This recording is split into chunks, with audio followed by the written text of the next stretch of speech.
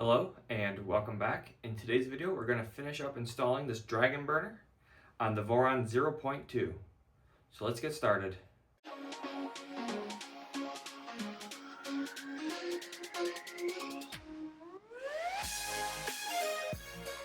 Okay, so I'm going to secure this toolboard USB adapter into the 3D print, which has a heat insert right here installed, and I'm just going to use an M3x6 screw.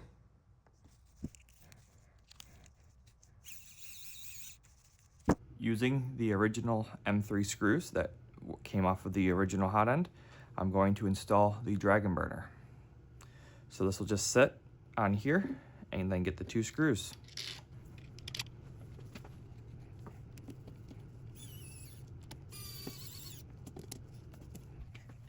So here is the hot end tightened. There's also one more screw that goes in the back. Okay, and using an M3x20 bolt, I will secure the hot end to the X carriage. Now we can go ahead and wire everything up. Okay, so within the rear panel, I've gone ahead and removed the LDO Picobilico and all of its respective wiring. And then I've now wired up my Raspberry Pi to the UART Raspberry Pi connector on the SKR Pico. The first thing we are going to do is install the Orbitool USB adapter. So utilizing the USB-C cable that's right here, I'm going to plug in that tool board. Snake that here and screw it onto my back panel here. So something like this.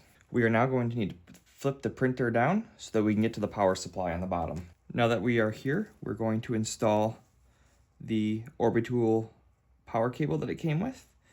Red is going to go down here and black will go up here.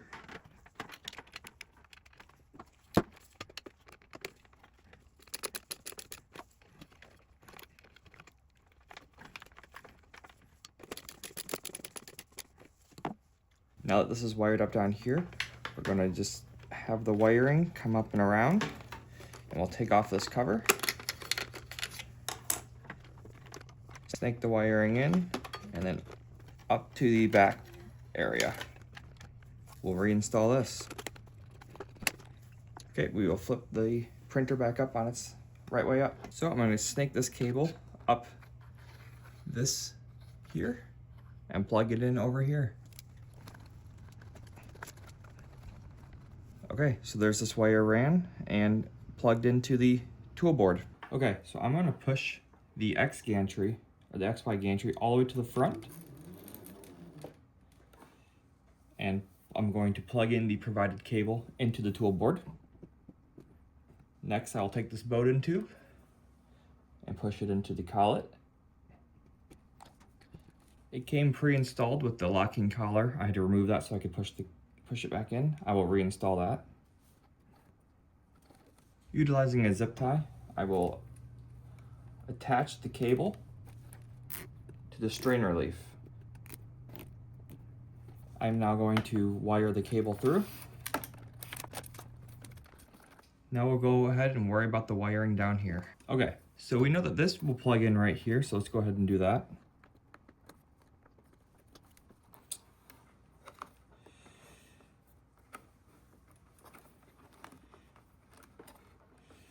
So this cable is very, very long. I'm going to have to figure out a good way to tidy it up as to not cause any issues. I think I'm going to start with just pushing it through here right when it comes through. I'll go ahead and reinstall my cable cover.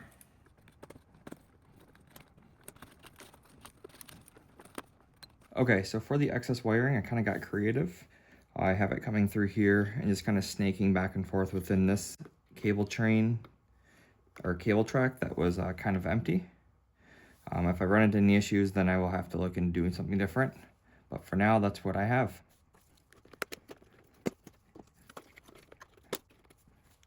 And here's that cable all cleaned up with the covers on it.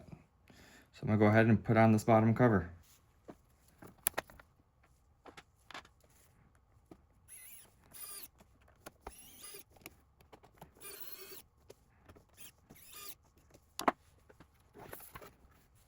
Okay, with everything wired up, we're going to go ahead and power it up for the first time. Verify everything looks good, everything has indicator lights, and then we'll go and SSH into the Raspberry Pi to flash Clipper onto the toolboard. And then we'll go into Mainsail and on the browser and add all the configuration files and start trying the first print. Okay, I've gone ahead and connected to the printer. We're going to do LS USB. We can see that we see the STM32, but it is not in DFU mode, so we'll need to put it into DFU mode. To do that, we need to press both the reset and the boot button, and then you will release the reset button while holding down the boot button. Hold it for 3 seconds, and then release. We'll try LS USB again. We can now see it's in DFU mode. With this, we will run dfu-util, -list, and we found this device in DFU mode. We will now run cd /clipper, and we will do make menu config. We have FO2, bootloader, internal clock. We need to change this to 8 megahertz. Go down to USB IDs. Set the USB vendor to 1D50. Remove the serial number from this. And the serial number will be OR-B tool _O2. Enter. And do escape to leave that menu. We also go into optional features to reduce the code size. We need the first two on. We can remove this support,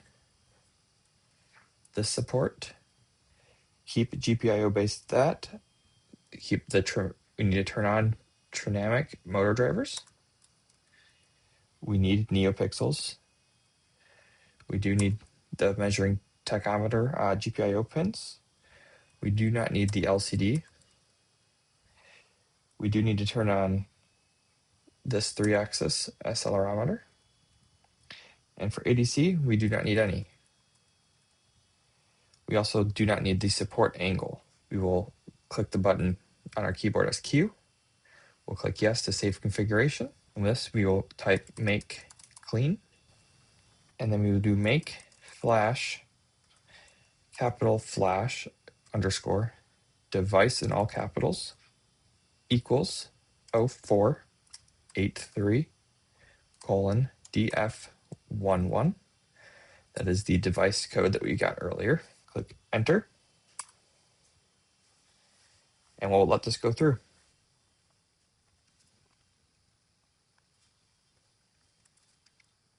Okay, so since we see right here, it says file downloaded successfully, that means it was successful in flashing Clipper to that device. We can verify this by resetting the board, and then we can type ls /dev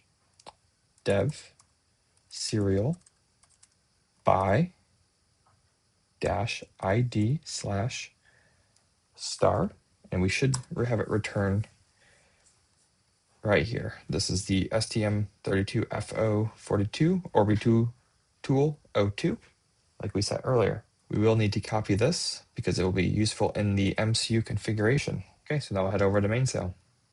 Okay, I'm going to go through and show you all the changes I made to my configuration.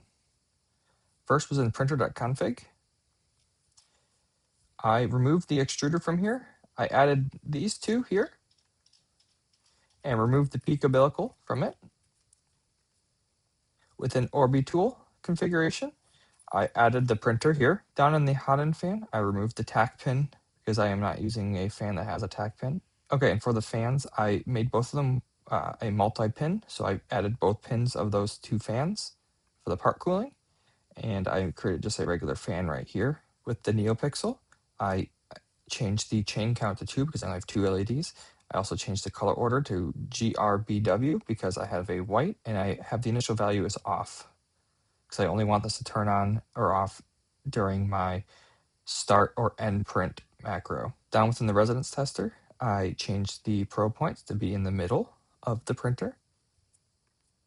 Within orbiter sensor, I changed the purge speed, I changed the unload distance, made it a little bit longer, and I changed the park position of the x-axis to be in the middle of the printer. That is so far all of the configuration changes I have made. Now that everything is configured and we can talk to everything, let's go ahead and print a motor cover.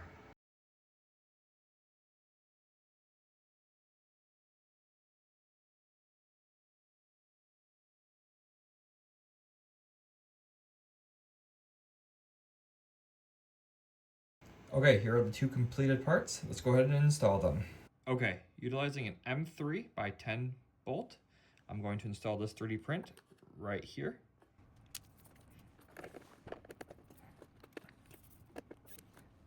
So I'm not going to fully tighten the screw so I can move it back and forth a little bit as I push this piece in to tighten it. So to install this piece, I'm going to flip the printer down. Okay, so I'm going to utilize the same M3 by 8 bolts that were holding the original board. So we'll slide the 3D print in. Those are centered on the 2 bolts, or the 2 heat inserts, and we'll go ahead and install the first bolt.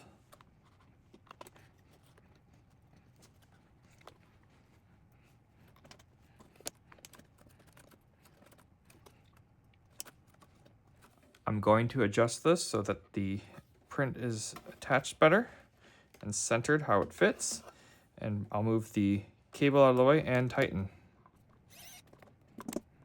Now I will stage up a smaller zip tie that fits through that print. Just kind of tighten that roughly in place. Still want to leave room because I still need to adjust this. I'm now going to install this back plate again so I can install the hinges that install the top hat. Okay, I'm going to reinstall this.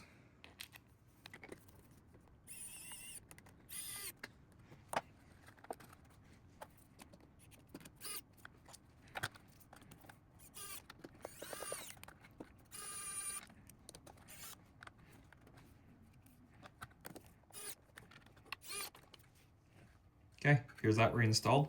Now I'll install the top hat.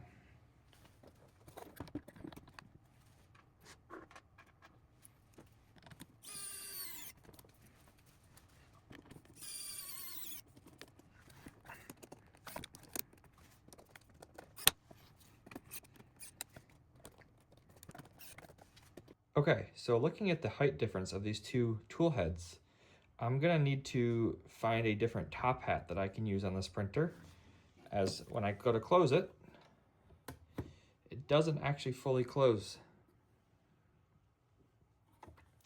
And that is mostly due to the extra height here of the filament sensor.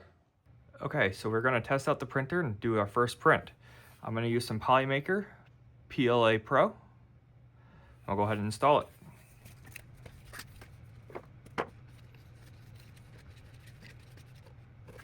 As you can see, this LED turned green. It pulled the filament in just a little bit, so it's actually attached to the extruder motor. And the printer is going to automatically heat up to a safe temperature to extrude. Now that it's heated up, it's going to automatically extrude. There we go. Now we can go ahead and start our first print.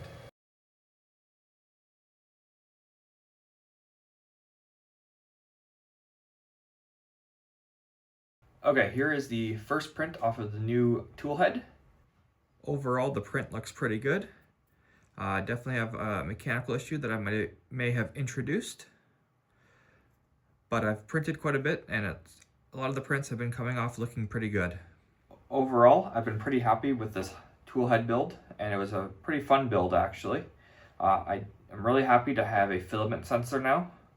I do really enjoy this filament sensor because it does have this macro button where it can auto load and unload the filament. Stay tuned for the next video where I upgrade this top hat to be taller, and let me know down in the comments what other mods you would like to see done to my Voron 0.2. Thanks for watching. Bye.